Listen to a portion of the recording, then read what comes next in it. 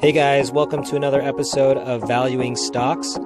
Today I want to talk about the company Chegg, and specifically I want to talk about a research report that was published this morning via Twitter by a hedge fund called Citron Research.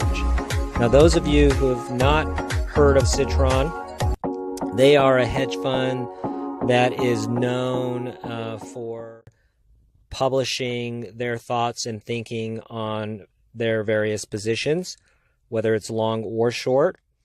And today they announced that they are short Chegg, meaning they think the stock is overvalued, overpriced, and is headed down.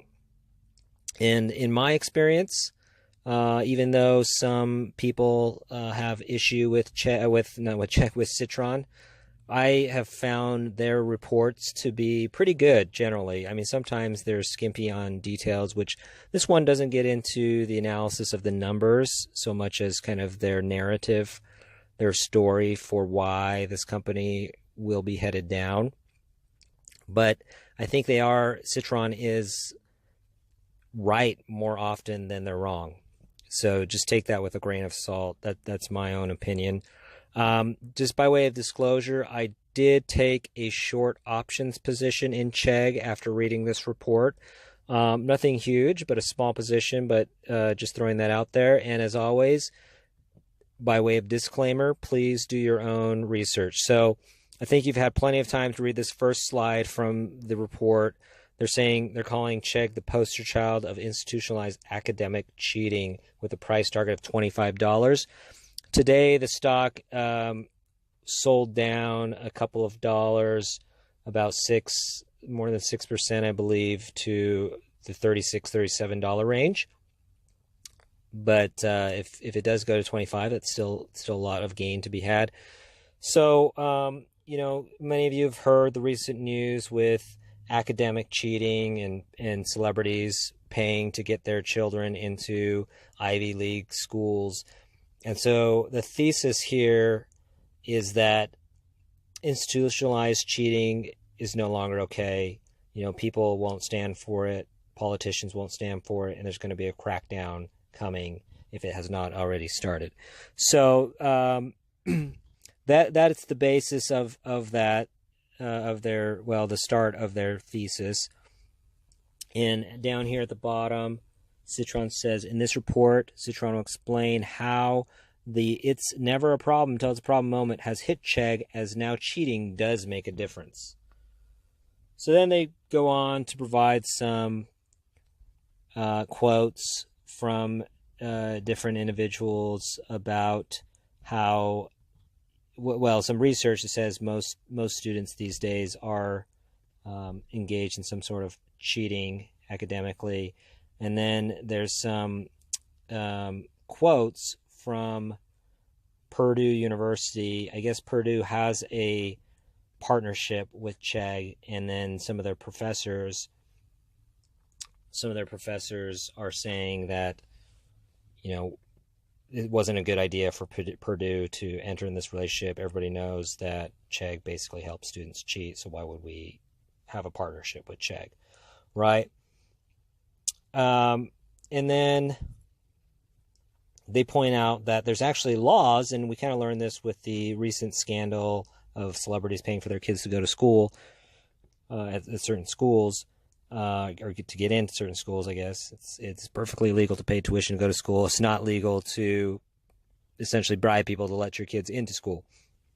So there's the kind of cite these different statutes, and obviously I have not read through these regulations or these statutes to see if this is correct, but assuming that they're correct, that 17 states at least, it is illegal to sell answers to tests, which is what Chegg does. Apparently, is they'll give you answers to homework and tests, and help you with your essays and whatnot, and plagiarize things.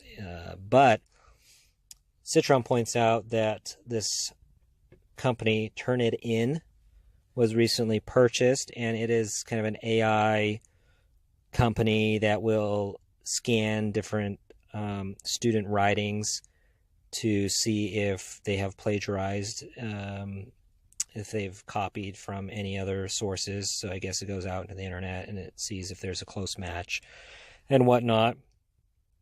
And so down here, Citron is saying, Turnitin is enough to stunt Chegg's growth, and the Chegg user base acknowledges the danger of Turnitin. So here you see some questions that have come in on the Chegg site, about Turnitin and their concern with Turnitin. Here they're saying, in response to a question about Turnitin, I guess presumably someone from Chegg saying, since the answers are not readily visible on the internet, Turnitin won't be able to detect it. You should be good to use answers from Chegg. So clearly Chegg is helping students cheat. And then another answer down here to someone's question says, yeah, anything that is present on the internet can be detected by Turnitin. And then it's recommending that you change your sentences, and there'll be less chance of this Turnitin software detecting plagiarized material. So then Citron goes on to point out, see this orange line over here? That is the Salesforce.com, which is one of the preeminent SaaS companies, software as a service companies out there, is trading at a enterprise value, so EV to sales multiple of 7 to 8, right? 7.6 here. And that Chegg is trading, this is the white line, is trading at a 11 multiple. So clearly Chegg is being valued more on that metric, valued higher, or it's more pricey, right? It's a richer valuation.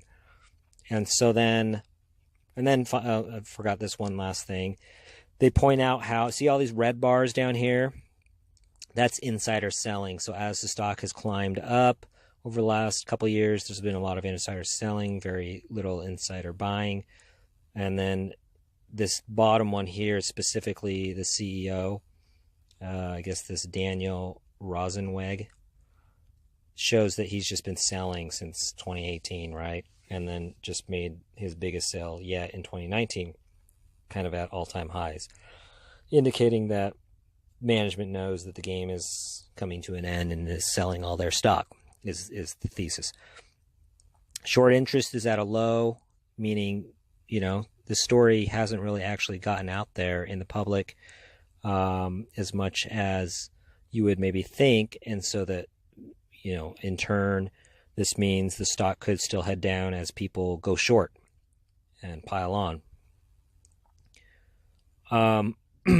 They point out how, Citron points out how it's right on Apollo Group, which owns like University of Phoenix and that type of thing several years ago. I remember this. I was actually in school at the time, but I think it was back in 2008 or 2009 or something. But there's a lot of, complaints about the tuition and the costs of some of these night schools, I guess, is what you can call them, these private night schools, where you can get your degree at night online or whatnot. And regulators really cracked down, and so they're pointing out here that, they made a short call when it was trading around 80 and ultimately went down to $10. So what is Chegg worth? Well, down here at the bottom, they conclude that it is, if you valued it the same multiple at a 7 times EV to sales multiple, just like with Salesforce, in line with Salesforce, then Chegg would only be selling for $25, which today, if it's at 36, 37, still quite a bit of gain to be had going short or buying a put, which I bought a put, and that's what I did. So, yeah, anyway, just wanted to make that quick video, make you aware. If you like some of these videos like this, let me know, and I can continue to do those. But remember, Chegg may be going down.